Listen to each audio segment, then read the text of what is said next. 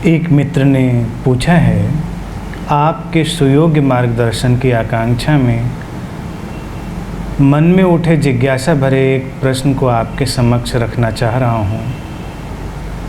लिखते हैं, निर्विवाद सत्य के रूप में ये कहा जाता है कि मानव जीवन प्राप्ति एक दिव्य संयोग है। अतः इस जीवन को ऐसे जिया जाए कि संसार के आवागमन से मुक्ति मिल जाए। आध्यात्मिक दृष्टि से इस दिशा में एक सच्चे गुरु की भूमिका व आशीर्वाद सशक्त संबल बन जाता है। अतः ऐसे गुरु की प्राप्ति कैसे संभव हो पाती है? हम किन मापकों से गुरु की तलाश करें?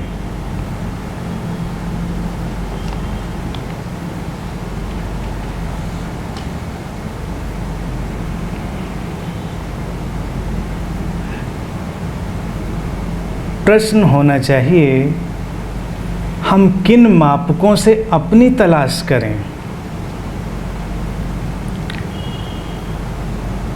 मनुष्य का मन लंबे समय से एक विचित्र सी कंडीशनिंग से भर गया है, जहां वो दूसरों के लिए ही सारे मानक बनाना चाहता है। चाहे वो तुम्हारे आसपास के लोग हों, चाहे गुरु हों, या फिर कोई व्यवस्था ही क्यों ना हो, और हम इस सब से अपने आप को अलग छोड़ देते हैं। वास्तविकता यही है कि जब गुरु की तलाश करनी हो तो पहले अपनी तलाश करें, अपने को खोजें, अपने को खंगालें, अपने को खटखटाएं, अपने को मांझें, निखारें।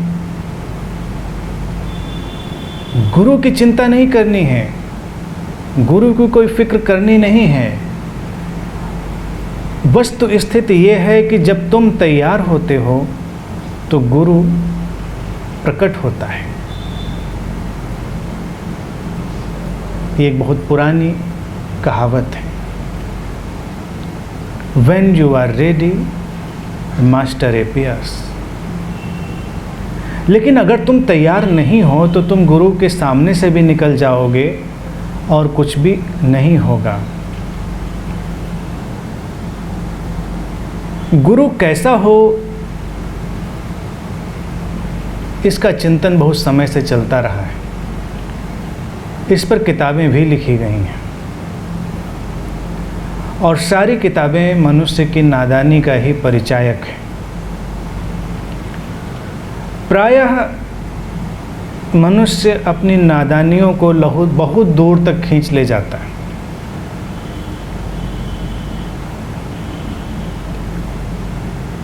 अपनी खोज में विफल रहने पर प्रायः यही निष्कर्ष निकलता है कि गुरु ठीक नहीं मिला। गुरु ठीक होता तो पता नहीं क्या कर लेते।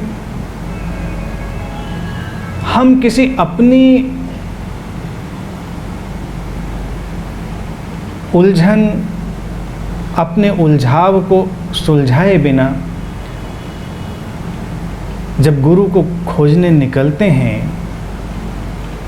तो हमारे सामने उसी उलझन और उलझाव का प्रतिबिंब बनता है। जीवन हमारा ही तो प्रतिबिंब है, और गुरु कहीं दूर नहीं है। गुरु तो बिल्कुल तुम्हारे सामने है। तुमने जब पहली सांस ली, आँख खोली, वो तब भी तुम्हारे आमने सामने ही था। कभी अदृश्य रूप में, कभी दृश्य रूप में। लेकिन तुम वही देख पाते हो जो तुम देखना चाहते हो। तुम वही सुन पाते हो जो तुम सुनना चाहते हो। तुम वही समझते हो जो तुम समझना चाहते हो। और आध्यात्मिक यात्रा क्या है? अपने देखे हुए का परित्याग, अपने सुने हुए को छोड़ना और अपनी समझ से मुक्त होना, ताकि वो जो विराट समझ है, वो जो विराट दर्शन है, वो जो विराट श्रवण है, वो तुम्हारे अंदर उतर सके। नहीं तो ये सीमित मन बहुत दूर तक जाने वाला नहीं। जीवन में दो यात्राएं संभव हैं, क्षैतिज यात्राएं और ऊर्ध्वगामी यात्राएं, हॉरिजॉन्टल और वर्टिकल। हॉरिजॉन्टल यात्राएं ऐसी हैं कि तुम्हारा वही माइंड फील्ड कुछ निर्मित करती है और उसी में उछल कूद करती रहती है। जैसे तुम सोचते हो कि मुझे अहंकार से मुक्ति पानी है और तुम कुछ कोशिश करते हो जो उसी माइंड फील्ड में होती है, तुम उछल कर उसी अहंकार की फील्ड में गिरते हो। तुम उस अपनी लिमिटेड, उस सीमित भावदशा से बाहर होते ही नहीं, क्योंकि जो कोशिश करने वाला है वो भी सीमित है। फिर एक यात्रा होती है जब तुम सीमित मन को छोड़ते हो और ऊपर की तरफ वर्टिकल छलांग लेते हो।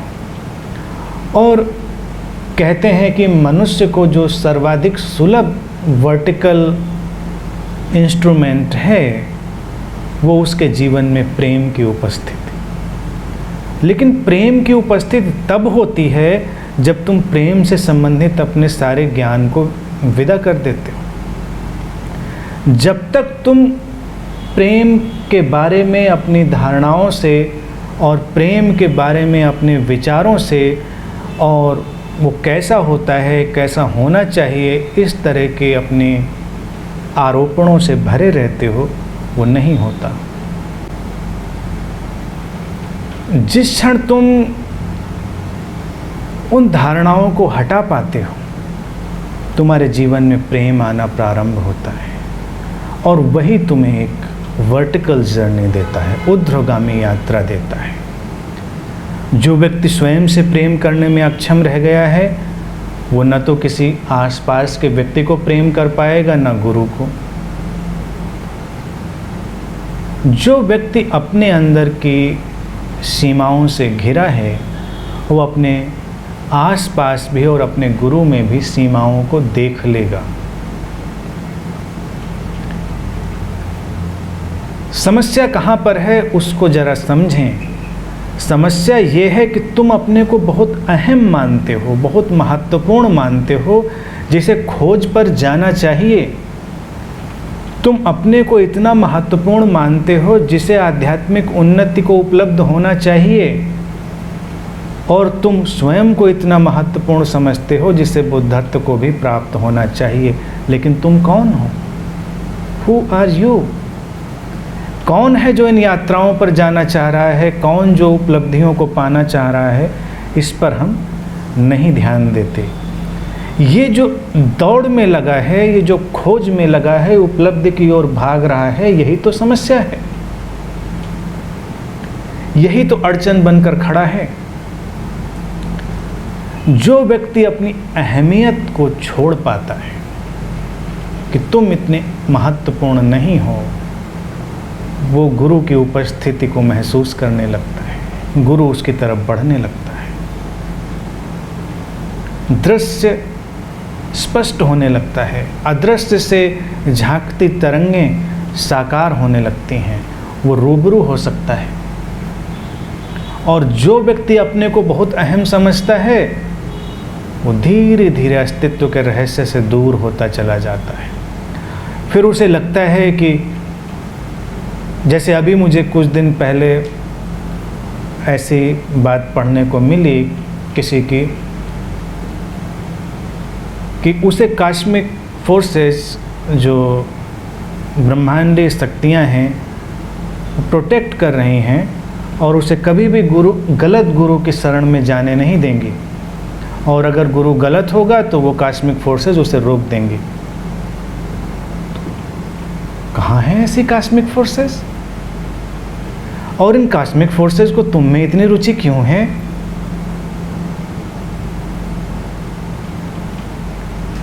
ये अपने मन के छलावे हैं।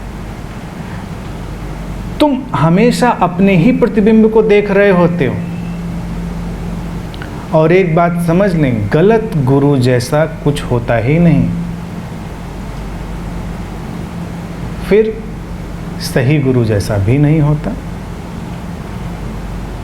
एक नहीं है तो दूसरा भी नहीं रहेगा, एक सिरे के साथ दूसरा भी जाएगा। गुरु है, जैसे तुम हो। तुम्हारी उपस्थिति का फैलाव है, और अगर तुम जागरूक रह पाए, खुले रह पाए, ग्रहणशील रह पाए, तो प्रकृति की हर वस्तु, हर घटना, हर स्थिति तुम्हारे लिए गुरु का काम कर रही होगी।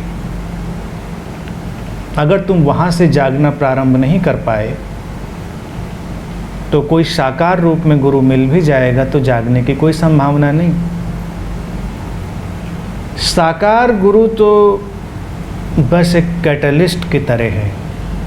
सारी स्थितियां पहले बन चुकी होती हैं, सारे परिस्थितियों का निर्माण किया जा चुका होता है, बस एक कैटलिस्ट प्रवेश करता है और एल्केमिकल चेंज हो जाता है, ट्रांसफॉर्मेशन हो जाता है। और कैटलिस्ट उस केमिकल चेंज में भूमिका तो निभाता है, लेकिन उसका हिस्सा नहीं बनता। भूमिका निभाता है और जो रूपांतरण होता है उसमें वो कहीं पाया नहीं जाता। तो गुरु तो ऐसे कैटलिस्ट की तरह है। वो तब आता है जब सारी परिस्थितियां बन चुकी होती। पहली बात तो ये समझो कि अपने को अहम मानना बंद करो।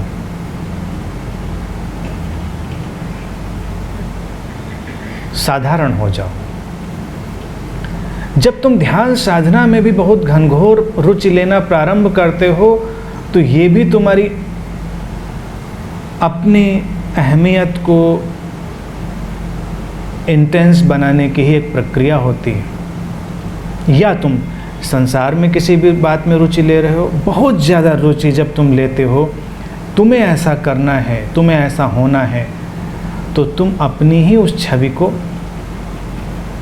ज़्यादा कलरफुल बनाने की कोशिश कर रहे हो। और आध्यात्मिक यात्रा है तुम्हारे उन सारे प्रोजेक्टेड कलर्स का विदा हो जाना। गुरु तुम्हारे अंदर कोई नया रंग नहीं जोड़ रहा है, जैसा कि आम तौर से तुम्हें लगता है। गुरु तो तुम्हारे सारे रंगों को मिटा रहा है। तुम्हारे कैनवास पर जो अतिरिक्त रंग पड़ गए हैं, वो धीरे धीरे उसकी उपस्थिति में तिरोहित होने लगते हैं। मानक हमारा लिमिटेड माइंड तय करता है, और हमारा जो अनलिमिटेड माइंड है, जो कॉस्मिक माइंड है, उसके पास कोई मानक नहीं होता, क्योंकि मानक बन कैसे सकता है।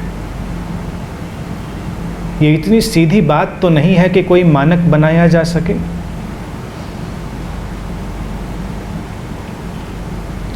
मुझे स्मरण आती है गुरजेफ और पीडी स्पेसकी की घटना। गुरजेफ बहुत ही अद्भुत संबुद्ध सद्गुरु हुए, रूस से आते थे, बहुत ही अलग उनका रंग ढंग था, लोग जाने से घबराते थे उनके पास। और उस समय का बहुत ही प्रसिद्ध गणितज्ञ फिलॉसफर पीडी स्पेसकी उनके पास गया इस आध्यात्मिकता की तलाश में। और जब पीडी स्पेसकी उनके पास गया, तब तक वो विश्व प्रसिद्ध हो चुका था। पीडी स्पेसकी की कई पुस्तकें आ चुकी थीं, जिसने उसे एक बहुत ही ख्याति प्राप्त चिंतक और दार्शनिक और गणितज्ञ का दर्जा दिया हुआ था। टर्सियम आर्गनम उसकी पुस्तक जो बहुत ही प्रसिद्ध है, वो आ चुकी थी तब तक। और स्पेसकी जब गुरजेफ के पास पहुंचा, तो गुरजेफ उसके अंतर्मन में झांके। हर गुरु तुम्हारे अंतर्मन में झांकता है, लेकिन गुरजेफ इस विधा का उपयोग बहुत ज़्यादा करते थे। झांकता तो हर सद्गुरु है, कुछ सोफिस्टिकेटेड होते हैं जिनके बारे में तुम कभी जान भी नहीं सकते कि वो झांक रहे हैं। जैसे यहाँ तो गुरजेफ ने उससे कहा कि देखो स्पेसकी, तुम बहुत विद्वान व्यक्ति हो और मैं तो एक बहुत ही साधारण सा अज्ञानी व्यक्ति हूँ। मैं ज़्यादा कुछ जानता नहीं, तुम मुझसे क्या सीखोगे?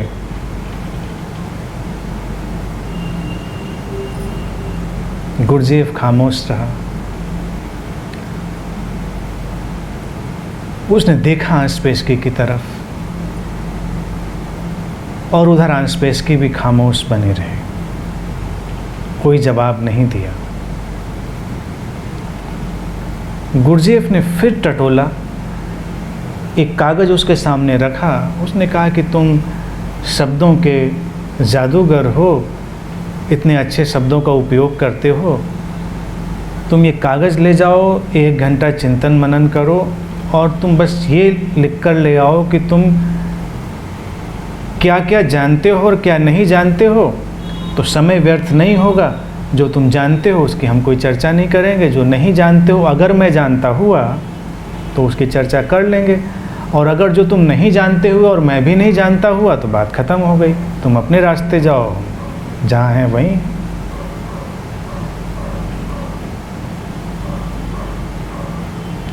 कहते हैं आंसपेशकी गया, 1 घंटे चिंतन मनन किया और कोरा कागज़ लाकर गुरजेफ के सामने रख दिया। उसने कहा कि सारे चिंतन मनन के बाद मैं इस निष्कर्ष पे पहुंचा कि मैं सचमुच में कुछ नहीं जानता। जो कुछ है मेरी कल्पना और विचार की उड़ान है। मुझे लगता है कि ऐसा हो सकता है, लेकिन वो क्या है ये तो मैं नहीं जानता। और वो ईमानदार व्यक्ति था, उसने सचमुच में चिंतन मनन किया इस बात पर। तो गुरजेफ ने कहा कि अब तुमसे बात हो सकती है, तुम ईमानदार व्यक्ति हो और कल से आश्रम में झाड़ू लगाना शुरू करो।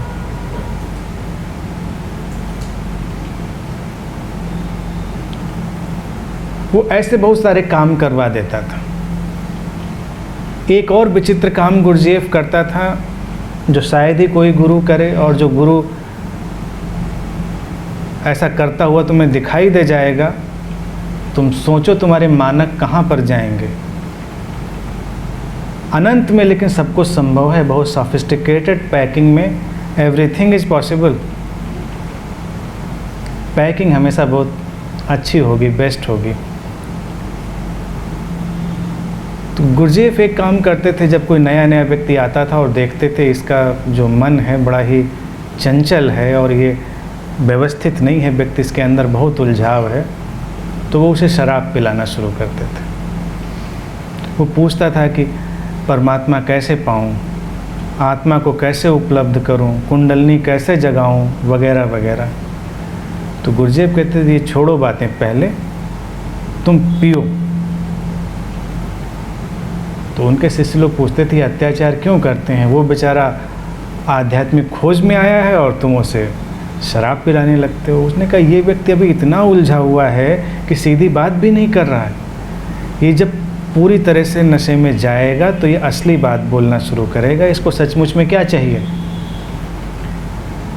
जिसको सचमुच में परमात्मा की खोज होगी वो नशे में भी उसको ही तलाशेगा, और अगर नशे में आने के बाद इसकी खोज गायब हो गई तो इसको बाहर कर देंगे।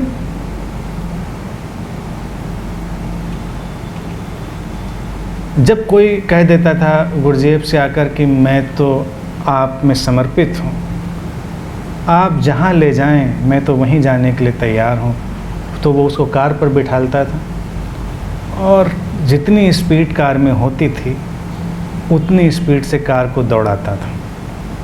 और अच्छा ड्राइवर नहीं था, कार इधर उधर हिचकोले खाती थी, कहीं टकराती थी, तो उस ड्राइव के बाद अक्सर लोग भाग जाते थे। वो कहते थे ये व्यक्ति तो बड़ा ख़तरनाक है, खुद तो मरेगा, मुझे भी मार डालेगा, ऐसे गुरु के चक्कर में क्या पड़ना, अपनी तो इसको परवाह है नहीं, लेकिन मुझे तो अपनी है, हम थोड़े ही मरेंगे। तो अक्सर लोग भाग जाते थे। लेकिन गुरजेफ एक बहुत बड़ी कॉस्मिक मिस्ट्री के साथ काम कर रहे थे। हर गुरु का अपना एक स्पेसिफिक रोल होता है। एक घटना इसी संदर्भ की थी जिसको देखकर उस समय के वैज्ञानिक और चिकित्सक भी हैरान रह गए। गुरजेफ को किसी ने नई कार भेंट की और कार भेंट करते हुए उसके मन में ये बात आ गई कि देखो मैंने गुरुदेव को कार भेंट की। गुरुदेव ने ये विचार उसका पढ़ा और कार स्टार्ट की और बहुत स्पीड से ले जाकर सामने के एक बहुत बड़े पेड़ में कार को टकरा दिया। कार तहस नहस हो गई, परखच्चे उड़ गए कार के। लोगों ने सोचा गुरुदेव तो मर गया होगा। कार के मलबे से उनका शरीर निकाला गया। मल्टीपल फ्रैक्चर, नीचे से ऊपर तक मल्टीपल फ्रैक्चर, शरीर रखा हुआ था। शिष्यों के अंदर बड़ी हड़बड़ी थी, अब क्या किया जाए। ये आदमी तो बिल्कुल विक्षिप्त है, कुछ भी करता है, और ऐसे गुरु के साथ रहना हमारे मानक के लिस्ट से कैसे काम करेगा। हम जितने मानक बनाएंगे वो दूसरे दिन नए बनाने पड़ेंगे। और कहते हैं कि जब आपाधापी में, घबराहट में शिष्य लोग तलाश कर रहे थे आश्रम के अंदर कि किसको बुलाया जाए, कैसे इनको उठाया जाए, लंबा चौड़ा शरीर भी था, तो उन्होंने देखा कि वो चलते हुए आ रहे हैं, ही इज़ वॉकिंग। और ये हमेशा एक रहस्य बना रहा कि वो व्यक्ति जिसका शरीर जगह जगह से टूट फूट चुका था, चंद मिनट में कैसे चलता हुआ आया। अब तुम्हारे सामने दो मानक हैं। अगर वो चलते हुए आ गए तब तो तुम कहोगे कि ठीक है, ये महान सद्गुरु हैं, और ना आते तब तुम कहते इनका भी हश्र मेरे ही जैसा हुआ, कोई अलग तो नहीं हुआ, जैसा इनका हुआ वैसा मेरा। तो गुरुओं के बारे में कोई मानक मत बनाओ, क्योंकि हर मानक तुम्हारा अपना ही प्रतिबिंब बनेगा। जैसा स्पेसकी ने किया वो बात मुझे हमेशा बहुत प्रभावित करती है। बिल्कुल कोरे कागज़ की तरह हो जाओ और अपने अंदर टटोलो, तलाशो, क्या हम कोरे कागज़ की तरह हो गए हैं। और अगर तुम कोरे कागज़ की तरह हो गए हो तो मैं तुम्हें यकीन दिलाता हूँ, अगर तुम किसी छद्म गुरु के पास भी पहुँच जाओ तो तब भी तुम बुद्धत्व को उपलब्ध हो जाओगे, क्योंकि उपलब्धि तुम्हारी इंटेंसिटी से आती है। और जिस समय तुम उस व्यक्ति के सामने बैठोगे उस समय जो कॉस्मिक गुरु फोर्स है वो किसी भी शरीर का माध्यम ले लेगी, किसी को भी अपना माध्यम बना लेगी। कहीं से भी घटना तो कहीं से भी संभव है।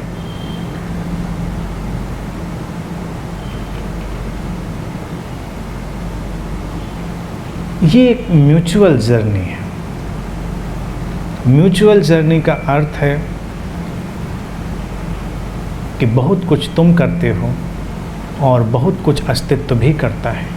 न केवल अस्तित्व ही करता है, न केवल तुम ही करते हो।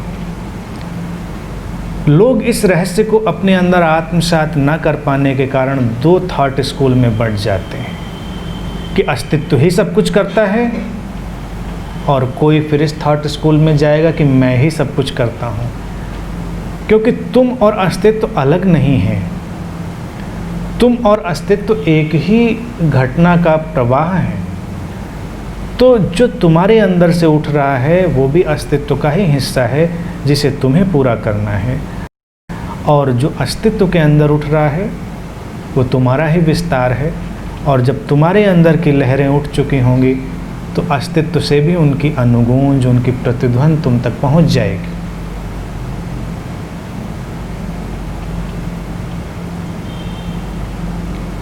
इसलिए मेरा सुझाव तो यही है कि गुरुओं को उनके हाल पर छोड़ दो और अपनी फिक्र करो, अपनी चिंता करो। क्योंकि अगर कोई गुरु छद्म धारा से चल रहा है तो उसके परिणाम वो भोगेगा, वास्तविक है तो उसके परिणाम वो भोगेगा, अवास्तविक है तो उसके परिणाम उस तक आएंगे। तुम इसकी चिंता क्यों करते हो? और तुम्हारे साथ भी ऐसा ही होगा। जैसी स्थिति तुम्हारे अंदर होगी वैसे ही परिणाम तुम्हारे अंदर उभरेंगे। अस्तित्व तो ऐसा ही नियमबद्ध चलता है, उसमें कोई हेरा फेरी नहीं होती। तो तुम्हें इतना चिंतित होने की ज़रूरत नहीं है। चलो और पारदर्शिता से चलो, इंटेंसिटी से चलो, बिना किसी मानक के चलो, और इस पर निरंतर फोकस करते रहो कि ये कौन है जो खोज रहा है, ये है कौन जो उपलब्ध होना चाह रहा है, उसकी तलाश करते रहो। और जितनी तलाश करोगे उतनी ही तलाश में वो एक इल्यूजन की तरह तार तार होकर एक दिन बिखर जाएगा। जिस दिन वो तुम्हारा क्रिएटेड सेल्फ, स्यूडो सेल्फ विदा होगा, उस दिन ही सारे रास्ते खुल जाएंगे। उस दिन ही तुम गुरु के आमने सामने होगे और अस्तित्व के रहस्य तुम्हारे ऊपर प्रकट होने लगेंगे।